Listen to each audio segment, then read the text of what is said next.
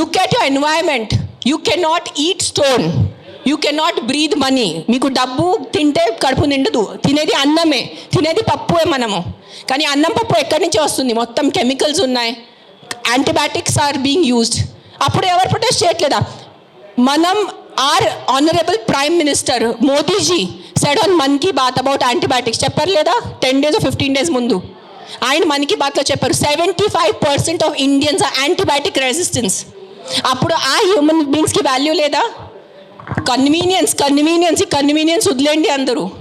ఆ కుక్కల్ని చంపటం మీకు ఏదైనా అనిపిస్తే ఈ కుక్క డేంజరస్ ఉంది, వెంటనే మీ పక్క జిహెచ్ఎంసీ వాళ్ళని కానీ ఏదైనా ఎన్జిఓని కాంటాక్ట్ చేయండి, వాళ్ళు చూసుకుంటారు. కానీ ఒక్క కుక్క తప్పుకి 10 కుక్కలు శిక్ష ఇవ్వద్దు. అదే అంటున్నాను నేను.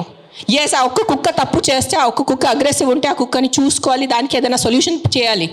కానీ ఆ ఒక్క కుక్క కోసం మీరు 10 కుక్కల్ని చంపేస్తే అది చాలా చాలా చాలా పెద్ద తప్పు. అది గుర్తుపెట్టుకోండి, ఇది నా మాట.